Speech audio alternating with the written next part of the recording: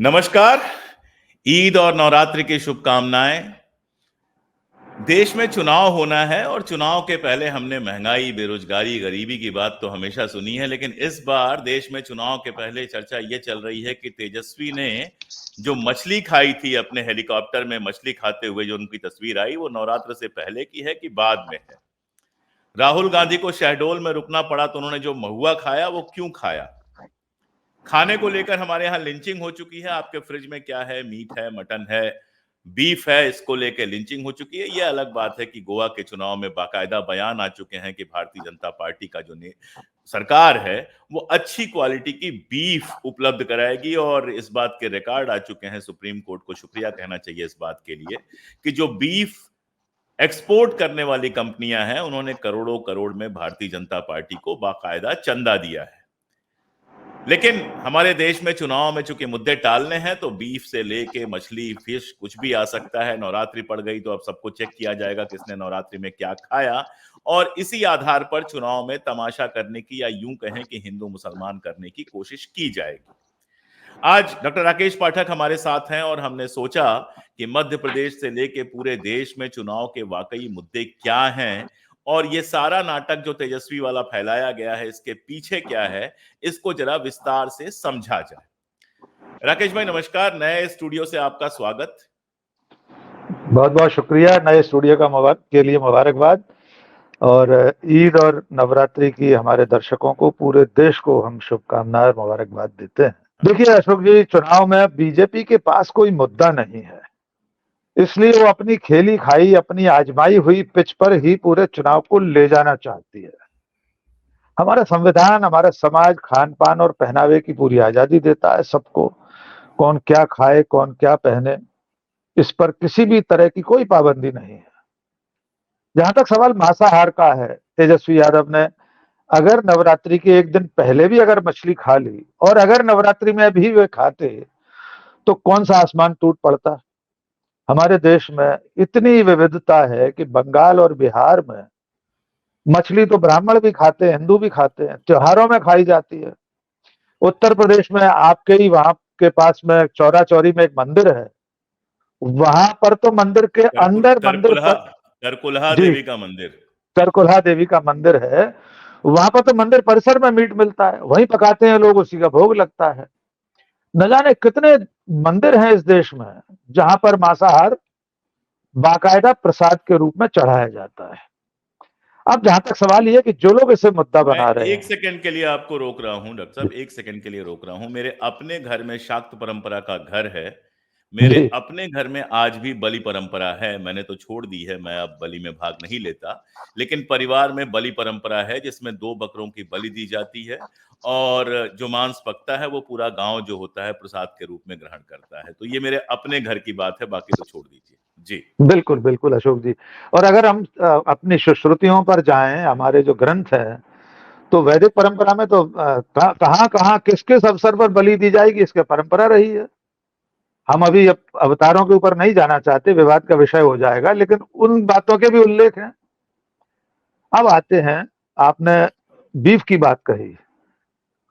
गोवा के चुनाव घोषणा पत्र में अशोक जी कहा नहीं गया था, लिखित में भारतीय जनता पार्टी के चुनाव घोषणा पत्र में यह शामिल था कि अगर हमारी सरकार बनेगी तो हम सस्ता बीफ उपलब्ध कराएंगे, चाहे हमें कर्नाटक से आयात करना पड़े। ये मनोहर पर्रिकर के समय की बात है गोवा की। पूर्वोत्तर के राज्यों में ज्यादातर अवसरों पर बीजेपी अपने घोषणा पत्र में कहती है हम बीफ उपलब्ध कराएंगे। उनके गृह मंत्री रह चुके किरण रिजिजू जी कहा करते थे कि मैं तो बीफ खाता हूं। इसके बाद इस तरह का बवाल पैदा करना। एक और बात, आपने चंदे की बात कही, जो बीफ निर्यातक कंपनियां, उनसे बीजेपी ने सबसे ज्यादा लिया है। पाखंड की पराकाष्ठा यह है कि हिंदुस्तान में जितने भी बीफ एक्सपोर्टर हैं, जितने कत्ल खाने हैं जानवरों के, उसमें से टॉप 10 कत्ल खाने हिंदुओं के हैं अशोक जी। उनके नाम नाम जरूर मुसलमानी है, ऐसे, नाम जो है वो उर्दू वाले रख दिए अल जाते हैं, अल लगा अल के। दुआ, अल दुआ, अल कबीर, इनके मालिक हिंदू हैं। और दुनिया में दूसरे नंबर का, सबसे बड़ा ब्राजील के बाद दूसरे नंबर का बीफ एक्सपोर्टर देश है भारत। कभी कभी बीच बीच में पहले नंबर का भी हो जाता है। मुद्दे की बात यह है कि भारतीय जनता पार्टी के पास असली सवालों के जवाब नहीं है।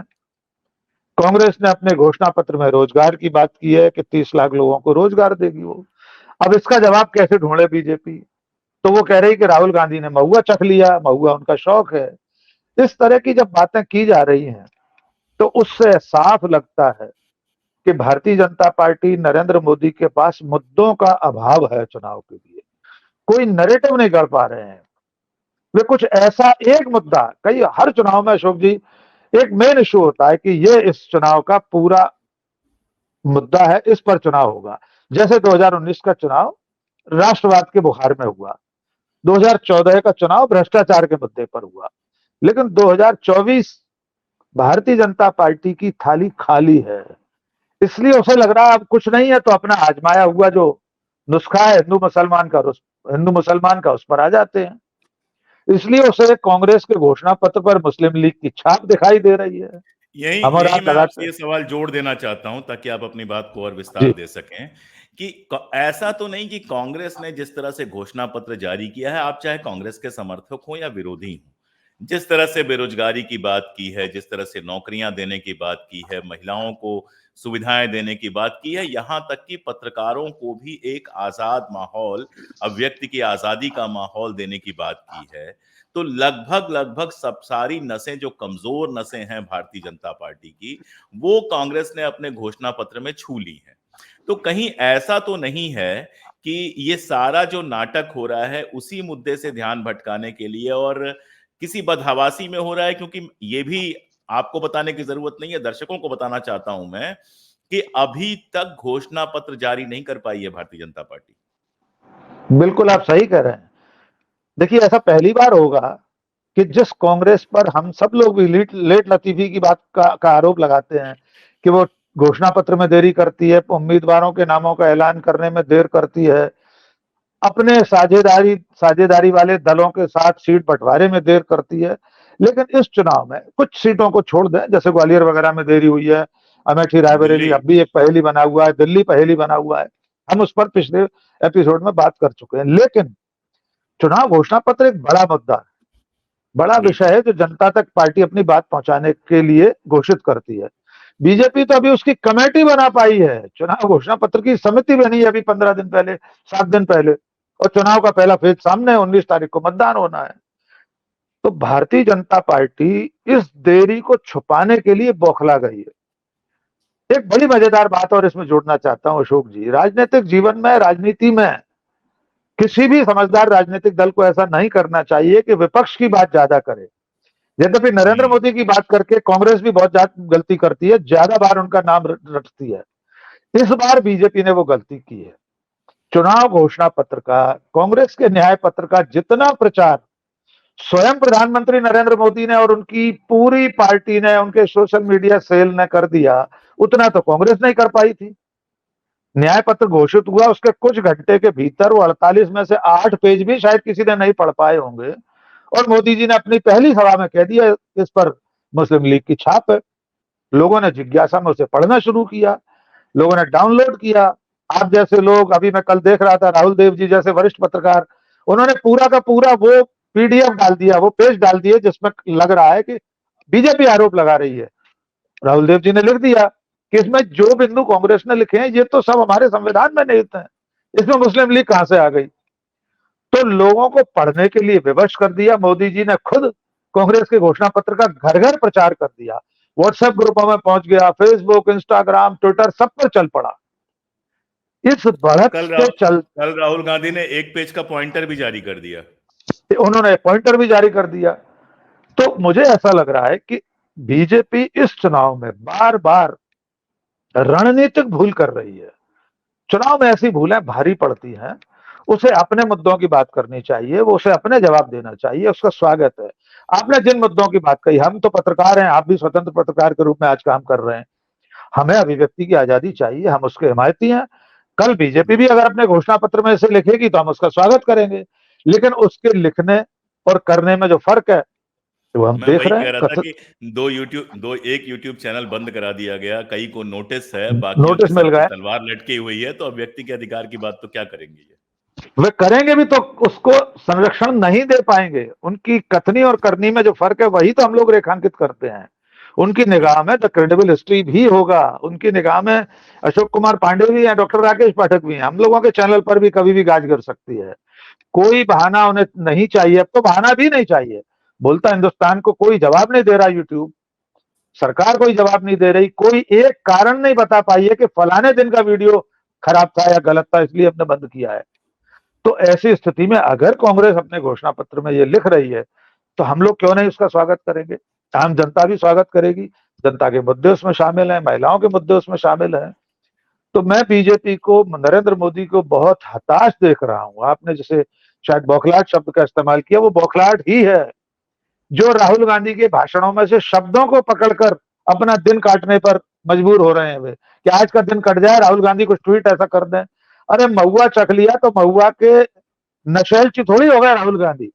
उन महिलाओं के साथ उन्होंने ये एक और बात है भाई साहब, ये पहली बार ऐसा हुआ है, हमने कांग्रेस और राहुल गांधी का देखा है कि ग्रामीण जीवन से संपर्क न होने के कारण इस तरह की बातें उन्होंने कई बार की हैं, लेकिन ये पहली बार देख रहा हूं कि भारतीय जनता पार्टी ये दिखा रही है कि ग्रामीण जीवन से उसका संपर्क नहीं। ये सब महुआ चखते हैं, महुआ के बिल्कुल इलाके में वो सही, रह के तो देखें जहां महुआ टपकता है उसका स्वाद क्या होता है।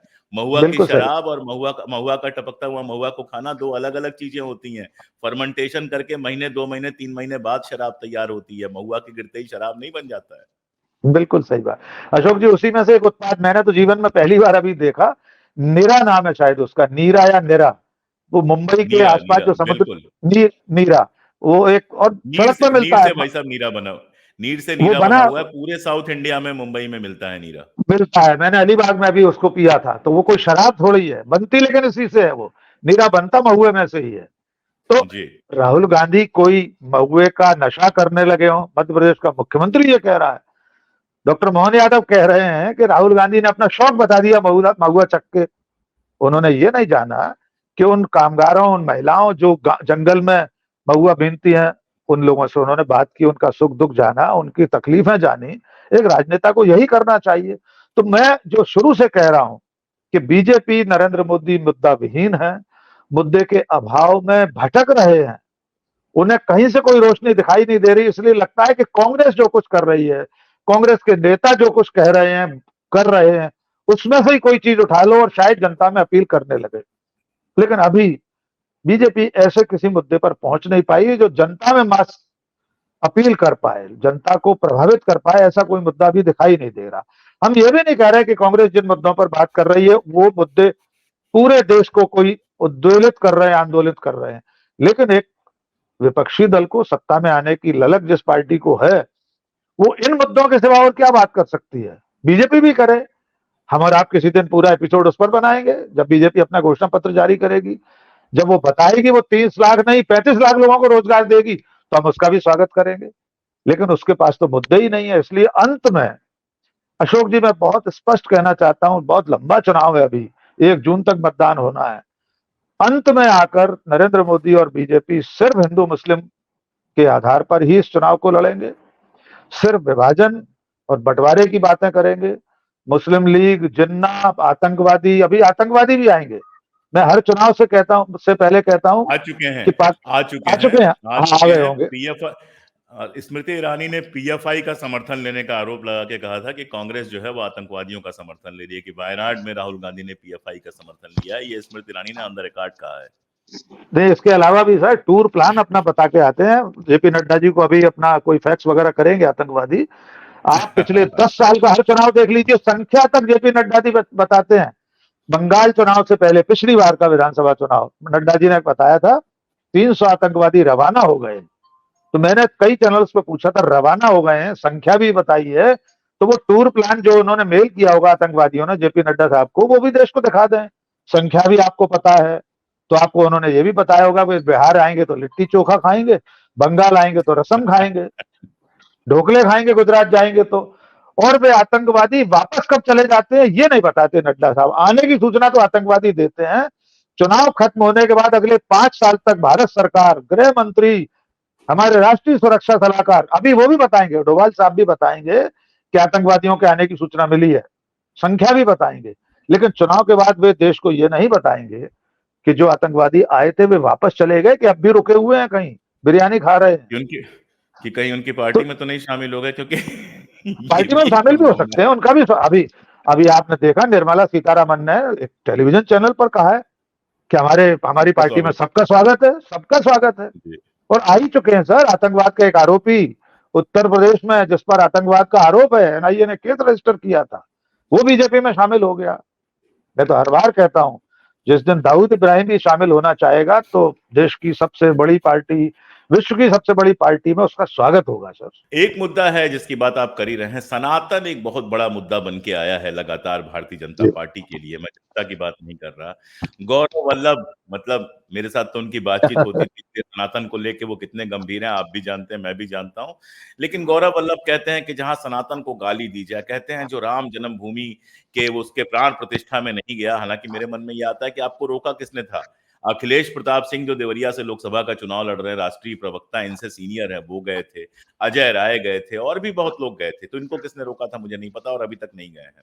लेकिन सनातन सनातन बार बार किया जा रहा है, और मजा तब आया जब रामदेव कल सनातन की बात कर रहे थे। हालांकि चेहरे से बड़े निराश और उदास लग रहे थे। सुप्रीम कोर्ट में बताने की जरूरत नहीं है कि उनकी जो दूसरी और बहुत जबरदस्त माफी थी उसको भी उन्होंने मना कर दिया। सावरकर की भी 7 माफियां मना की गई थी, तो उनकी दूसरी माफी जो है सुप्रीम कोर्ट ने मना कर दिया। और 14 अप्रैल को शायद दोबारा सुनवाई होनी है, तो उसमें डेट अगर गलत हो तो आप मुझे करेक्ट कर दीजिएगा। तो उसमें एक आशंका ये जताई जा रही है कि कार्रवाई का मतलब तो जेल जाना ही होता है। तो ये सनातन सनातन से रामदेव जो हैं, बाबा रामदेव से लाला रामदेव बने, सब कुछ बने, और अब जेल में जाने की बात हो रही है। इधर सनातन का नाम लेके जो भी पार्टी चेंज कर रहा है, वो सनातन का नाम लेके चेंज कर रहा है, चाहे वो गौरव वल्लभ हो या उनके पहले जो लोग आए हों वो। ये सनातन का मुद्दा जिस तरह से भारतीय जनता पार्टी लेके आई है और बातें करती है, जनता में कितना असर पड़ता है, यहाँ ये मैं जोड़ दूं, चूंकि आप उसको खुद कई बार कह चुके हैं कि जब बीफ की बात चल रही थी तो सनातन के साथ जो इनके साथ सावरकर जुड़े हुए हैं, उन्होंने खुद बीफ का समर्थन किया था, गधे को गाय से बेहतर जीव बताया था। तो इन सारी चीजों के बीच आपको लगता है सनातन कोई बड़ा मुद्दा ये बना पाएंगे, या कांग्रेस को सनातन विरोधी सिद्ध कर पाएंगे? देखिए, कोशिश तो उनकी है, और स्वाभाविक तौर पर जो बीजेपी का प्रचार तंत्र है, झूठ और अफवाह की जो उनकी फैक्ट्री है, वो कांग्रेस से बहुत प्रबल है, सबल है। वे रस्सी को सांप बताने में कामयाब हो जाते हैं और कांग्रेस सांप को सांप भी साबित नहीं कर पाती। लेकिन सनातन का मुद्दा मुझे नहीं लगता अब जनता के बीच में उस तरह से बीजेपी पहुंचा पा रही है। दूसरे, अगर वो ये कोशिश करेगी तो उससे शायद ये नहीं मालूम कि उत्तर भारत में इस मामले में लोगों का विचार कुछ और है।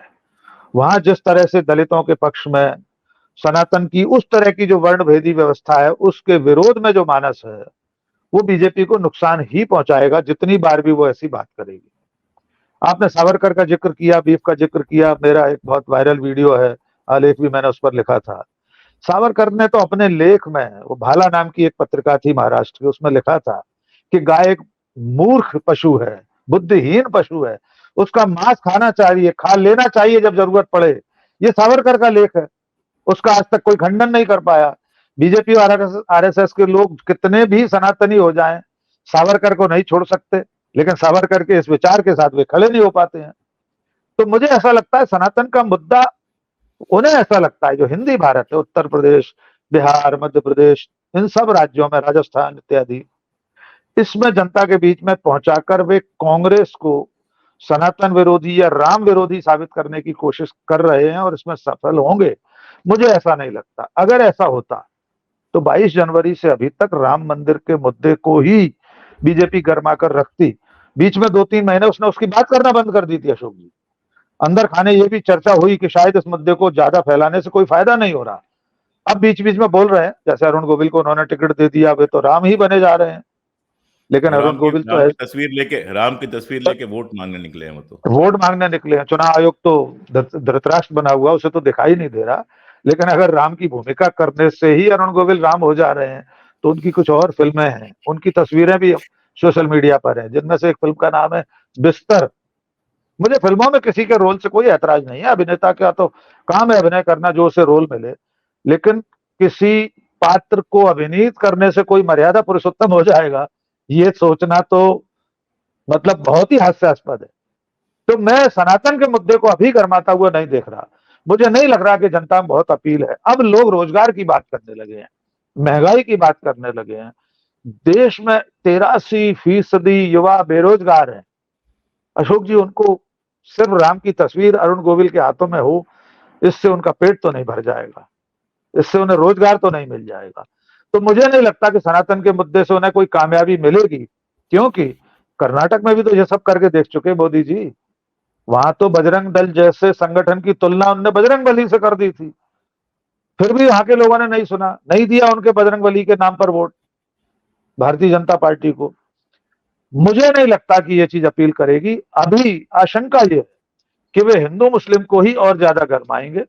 कुछ एक आध बड़ी घटनाएं भी हो सकती हैं जिसके बारे में हम बहुत स्पष्ट नहीं कहना चाहते, लेकिन देश खुद जानता है, देश सतर्क भी है अब की बार कि वैसा अगर हुआ भी तो उसके नाम पर वोट देने जाने वाली नहीं है जनता। मध्य प्रदेश की थोड़ी सी बात कर ले, अभी क्या हालात हैं? दिग्विजय सिंह बेहद सक्रिय दिखाई दे रहे हैं, कम से कम अपने क्षेत्र में। ग्वालियर भी प्रवीण पाठक को टिकट मिल गया, मुरैना का भी टिकट फाइनल हो गया। मुझे लगता है कि मध्य प्रदेश का मोटा मोटी टिकट फाइनल हो गया है, अब सारे उम्मीदवार लगभग तय हैं और लड़ाइयां चल रही हैं अपने तरीके से, जिस तरह से होती हैं। का सारे लोग सक्रिय दिखाई दे रहे हैं, इधर के भी उधर के भी। तो मध्य प्रदेश का अभी क्या आपको लग रहा है? क्योंकि आपसे बात हो और मध्य प्रदेश पर टिप्पणी न ली जाए जी तो अधूरी रह जाती जी, है। देखिए, मध्य प्रदेश में स्वाभाविक तौर पर भारतीय जनता पार्टी को अपर हैंड हासिल है। उसने 29 में से 28 सीटें जीती थी। उसके बाद उसने विधानसभा चुनाव भी जीत लिया 2023 का। कांग्रेस की करारी हार हुई, लेकिन उसी विधानसभा चुनाव के वोटों को अगर हम फैलाकर देखें तो कम से कम 5 संसदीय सीटें ऐसी हैं जिसमें कांग्रेस ने बढ़त हासिल की थी। उसमें भिंड है, ग्वालियर है, मुरैना है, खंडवा है, एक आध सीट और है। तो मुझे ऐसा लगता है कि इस बार कांग्रेस 1 के आंकड़े को तो पार करेगी अगर ठीक से लड़ गई। हाँ, और एक राजगढ़ को भी जोड़ दीजिए, दिग्विजय सिंह का बिल्कुल। क्षेत्र। वे अपने राजनीतिक जीवन का शायद अंतिम चुनाव लड़ रहे हों। वे जिस तरह से पदयात्राएं कर रहे हैं, इतने सक्रिय हैं, और जो जनता का उनको प्रतिसाद मिल रहा है, उससे लग रहा है कि वो सीट कांग्रेस के वो खाते एकदम में जा। एकदम ओल्ड स्टाइल में चुनाव लड़ रहे हैं, म्यूजिक व्यूजिक के बिल्कुल, साथ निकल वो रहे हैं, गली बिल्कुल गली में अपने जा रहे हैं, पुराने पुराने तरीके से, तरीके से। जी। बिल्कुल पुराने तरीके से, घर घर, झोपड़ी झोपड़ी, मोहल्ले मोहल्ले, गली गली वोट मांगने जा रहे हैं, जो पहले हुआ करता था। वे कोई बड़ी आम सभाएं नहीं कर रहे हैं। हमने अभी तक राजगढ़ की कोई ऐसी बड़ी सभा नहीं देखी, कोई स्टार प्रचारक वहां नहीं पहुंचा कांग्रेस का। हो सकता है पहुंचे कोई ना कोई अभी, लेकिन वो जिस स्टाइल में चुनाव लड़ रहे हैं वो अपनी दिग्विजय सिंह स्टाइल है। तो मुझे लग रहा है मध्य प्रदेश का चुनाव कांग्रेस के पक्ष में इतना रह सकता है कि वो बहुत बुरी हालत में जो थी, छिंदवाड़ा को भी गिन सकते हैं, बिल्कुल। नकुलनाथ और नाथ परिवार की परंपरागत सीट है पिछली वहां। बार की सीट भी है वो।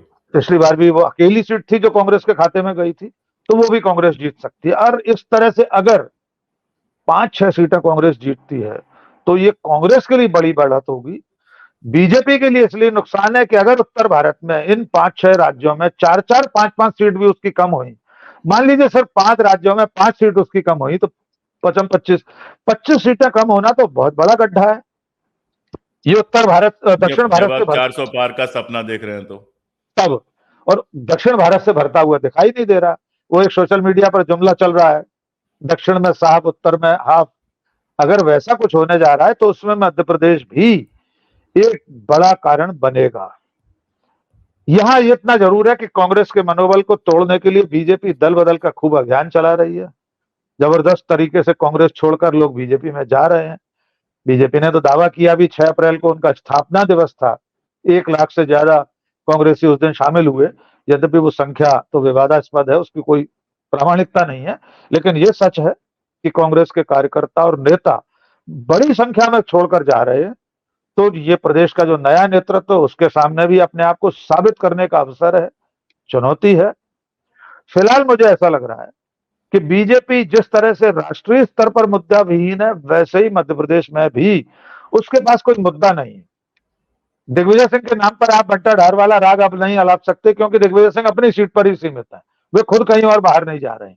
उन्होंने इतना जरूर कहा है कि जब भी मैं मौका मिलेगा गुना जरूर जाऊंगा, जो तरह से सिंधिया के खिलाफ प्रचार करने। वो सिंधिया घराने और दिग्विजय सिंह की आपसी जो स्पर्धा है उसके चलते हुए जाएंगे, ये तय है।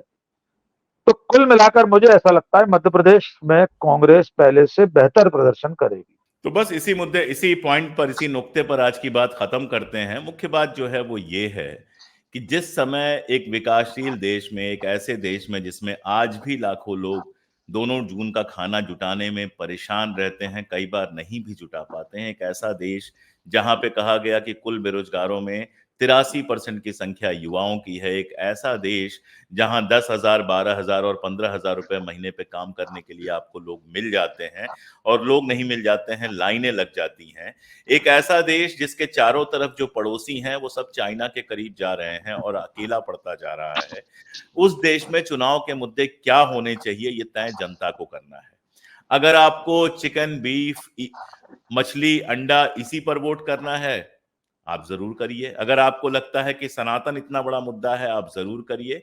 लेकिन अगर आपको लगता है कि दाल रोटी मुद्दा है, अगर आपको लगता है कि अपने बेटे की पढ़ाई पर जो आप नर्सरी से ही फीस देना शुरू कर देते हैं, उससे कम से कम इतना डिजर्व तो आप करते ही हैं कि उसको सम्मान से जीने लायक नौकरी मिल जाए, तो सोचिए, किसी एक पार्टी के अंधभक्त मत बनिए। सोचिए, पुराने रिकॉर्ड देखिए, नए वादे देखिए और खुद तय कीजिए कि कौन आपको बेहतर जिंदगी दे सकता है, क्योंकि सबसे जरूरी होता है इंसान की तरह जीने का हक।